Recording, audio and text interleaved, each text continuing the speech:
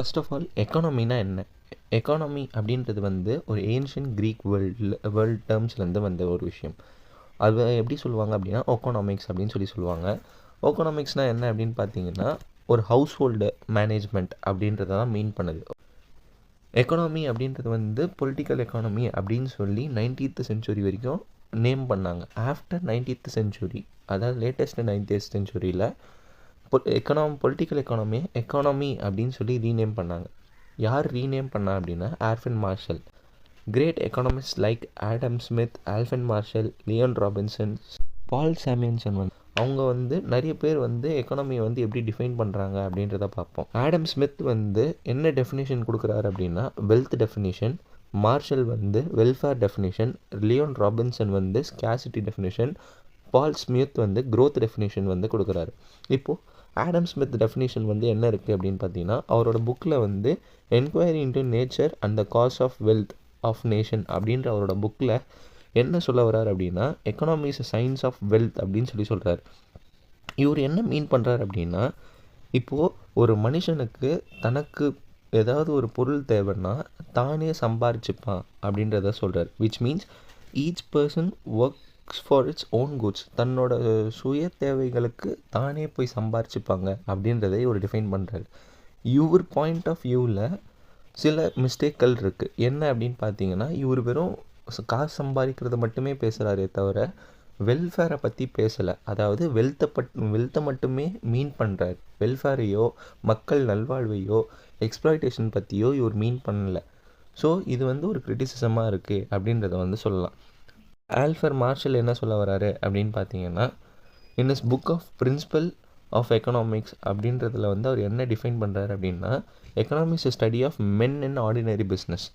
அதாவது ஒரு ஆர்டினரி பிஸ்னஸில் மேன், அதாவது ஒரு ஹியூமன் பீயிங் ஒர்க் பண்ணுறான் அப்படின்னா அந்த ஹியூமன் பீயிங் எவ்வளோ சம்பாதிக்கிறான், அட் த சேம் டைம் அவனுக்கு எவ்வளோ வெல்ஃபேர் இருக்குது அப்படின்றது.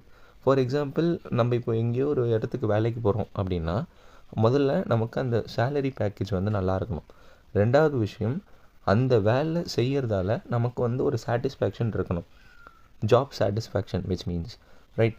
அப்புறமா அந்த வேலை செய்கிறதால இப்போ நான் இன்கேஸ் நான் ரிட்டையர் ஆகிட்டேன் அப்படின்னா அந்த வேலை மூலயமா எனக்கு சம்திங் ஒரு பென்ஷன் இல்லை ஒரு லைஃப் இன்சூரன்ஸ் மாதிரி அந்த வேலை மூலயமா எனக்கு ஏதாவது ஒன்று கிடச்சிது அப்படின்னா அதுதான் வெல்ஃபேர் அப்படின்ற மோட்டிவில் ஆல்ஃப்ரட் மார்ஷல் வந்து சொல்கிறார். அடுத்து வந்து லியோன் ராபின்சன் வந்து என்ன சொல்கிறாரு அப்படின்னா அவரோட புக்கில் an essay on nature and the significance of economic science இதில் வந்து என்ன சொல்கிறாரு அப்படின்னா economy is a science which study the human behaviour as a relationship between ends and scarce. இவர் என்ஸ் அப்படின்றது வந்து என்ன ரெஃபர் பண்ணுறாரு அப்படின்னா ஹியூமன் வான்ஸ். அதாவது ஹியூமன் வான்ஸ் அப்படின்றது வந்து இந்த உலகத்தில் அதிகபட்சமான ஹியூமன் பீயிங் இருக்காங்க. மேற்கொண்டு paste on the time, paste on த சுச்சுவேஷனுக்கு ஏற்ற மாதிரி ஹியூமன் வான்ஸ் வந்து வேரி ஆகிட்டே இருக்கும். ஃபார் எக்ஸாம்பிள் இன்றைக்கி நான் வந்து ஏதோ ஒரு டிஷ்ஷை சாப்பிட்ணுன்னு நினைப்பேன். பட் நாளைக்கு அதே டிஷ்ஷை நான் சாப்பிடுவேன் அப்படின்னா இல்லை. பிகாஸ் என்னோடய மைண்ட் செட் மாறும், என்னோடய சுச்சுவேஷன் மாறும். ஸோ இப்போ ஃபார் எக்ஸாம்பிள் மழை பெய்யுதுன்னா நான் ஒரு டீ குடிக்கலாம்னு யோசிப்பேன். இதுவே வெயில் அடிச்சதுன்னா ஒரு ஜூஸ் குடிக்கலாம் அப்படின்னு யோசிப்பேன்.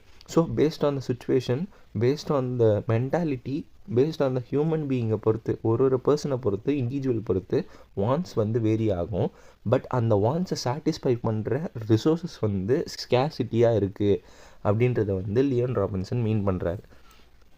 இப்போது கடைசியாக வந்து பால் சாமியன்சன் வந்து அவரோட புக்கில் இன்ட்ரடக்டரி அனாலிசிஸ் அப்படின்ற புக்கில் வந்து எக்கனாமி வந்து எப்படி டிஃபைன் பண்ணுறாரு அப்படின்னா study of how men and the society choose with or without the use of money to employ the scarce productivity resources which could have alternative uses to produce various commodity over a time and distribute them for a consumption. அதாவது your point of definitionல வந்து என்னென்னலாம் cover பண்ணுறாரு அப்படின்னா productivity, distribution and consumption அப்படின்றத 3 ஆஸ்பெக்ட்ஸாக assume பண்ணுறதால இவர் வந்து growth definition, அதாவது க்ரோத்துக்கு ஏற்ற விஷயங்களெல்லாம் இவர் சொல்கிறாரு அப்படின்றத தான் சொல்கிறோம்.